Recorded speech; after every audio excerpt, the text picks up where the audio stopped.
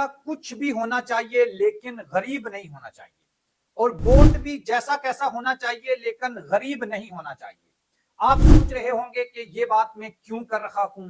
मैं आपको उन कंट्रीज के या उन लेजेंड्स के कुछ डबल स्टैंडर्ड्स बताऊंगा जो मुल्तान टेस्ट में और फिर हमें आज पिंडी टेस्ट में देखने को मिले।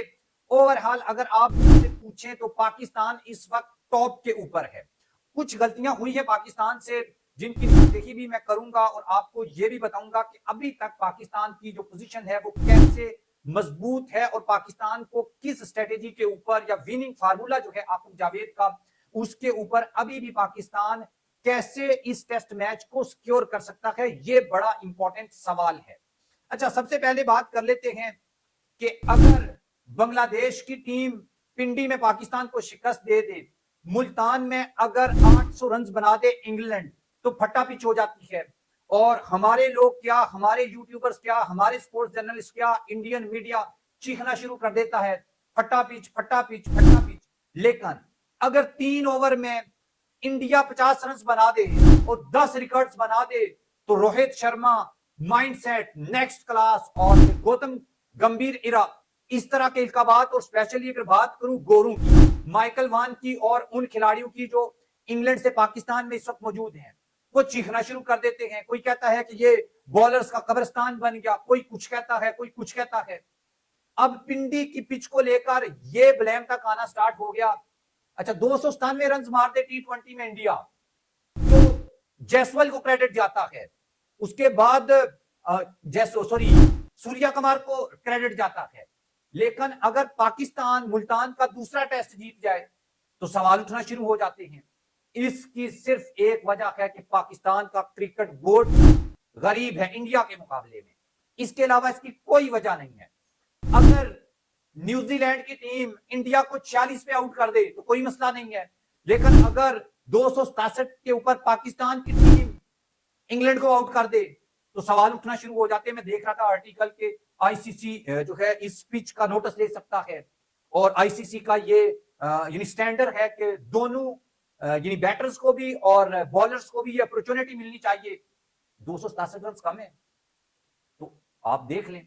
एक तो ये है कि इसमें जोशान मसूद है, स्टार्ट में जिस तरीके से मैच हुआ 110 पे 5 आउट थे, और उसके बाद टेर एंडरसन जिस तरीके से परफॉर्म किया, इसका क्रेडिट इंग्लैंड को जाता है। और मेरे ख्याल में इंग्लैंड की टीम को 150-60 तक रोकना चाहिए था। उसके बाद ये सवाल पैदा होता है, पाकिस्तान पता है आपको फेमस है कि वो बंदूक है जिससे मुखालिफ भी डरता है और मालिक भी डरता है, कि मुखालिफ डरता है चल ना जाए, मालिक डरता है शायद ना चले। तो अभी 73 के ऊपर 3 आउट हैं, और कुछ लोग ये तबसरा कर रहे थे कि पाकिस्तान फॉलो ऑन से बच गया है, लेकिन अभी भी बहुत बड़ी अपॉर्चुनिटी है पाकिस्तान के पास। सऊद शकील खेल रहे हैं, वो अपना टैलेंट दिखा सकते हैं, और शान मसूद एक कैप्टन इनिंग्स खेलकर, मोहम्मद रिजवान, सलमान अली आगा जो अच्छा परफॉर्म भी कर रहे हैं। मेरे ख्याल में पाकिस्तान को ये जो इंग्लैंड की 267 रन है इनको पूरा करना चाहिए। उसके बाद अपनी पाकिस्तान टीम को, देखो होना है जो होना है वो हो जाना है, लेकिन पाकिस्तान टीम की ये स्ट्रेटेजी होनी चाहिए कि हम एटलीस्ट 200, 150, 200, 170 रन की बढ़तरी दें इंग्लैंड को, और इंग्लैंड को उसी में आउट करें।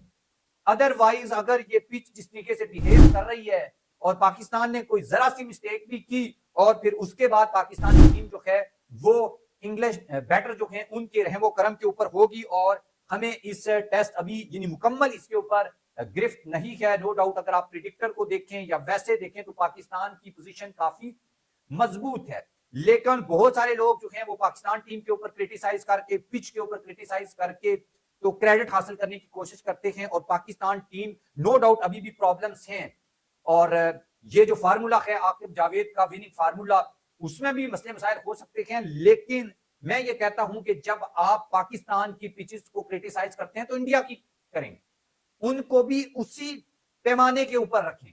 आपका उनके लिए अलग स्टैंडर्ड है, यहां पर अलग स्टैंडर्ड है, और उसका फिर जब जवाब हम तलाश करने की कोशिश करते हैं तो फिर हमें आईपीएल नजर आता है, हमें इनके स्पोर्ट नजर आता है, उनके पैसा नजर आता है, और उसके बाद हम ये कहने पर मजबूर होते हैं कि बाकी कोई फर्क नहीं है इंडिया और पाकिस्तान की पिचेस में, सिवाय इसके कि हमारा बोर्ड गरीब है और उनका बोर्ड अमीर है।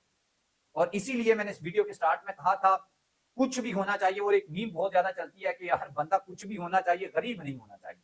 तो बोर्ड भी कुछ भी होना चाहिए, गरीब नहीं होना चाहिए। अगर आपका बोर्ड अमीर है तो फिर इस चीज से कोई फर्क नहीं पड़ता कि आप कैसी पिचेस बनाते हैं, और वो बैटिंग होती है, फट्टा होती है, हाईवे होती है, बॉलिंग होती है, स्पिन होती है, फास्ट होती है। कोई टीम 46 पे आउट हो जाए, इससे भी कोई फर्क नहीं पड़ता। लेकिन अगर आपकी पैसा नहीं है आपके पास, तो फिर लोग आपकी एक एक बात को उठाएंगे और बात का बतंगड़ बनाएंगे और आपको क्रिटिसाइज करेंगे, क्योंकि उनके पास इसके सिवा कोई और ऑप्शन होता नहीं है। और जो अमीर होता है उसकी पर्सनैलिटी के जो ऐब होते हैं वो भी लोगों को स्टाइल लगते हैं, जैसे इंडियन टीम और इंडियन बोर्ड के इस वक्त लोगों को लग रहे हैं। और आपकी अच्छी खूबसूरती भी जो है वो लोगों को ऐब नजर आती है। This is reality. ये क्रिकेट में भी अप्लाई होती है, वैसे भी आपकी लाइफ में ये अप्लाई होती है। इसलिए पैसा कमाएं।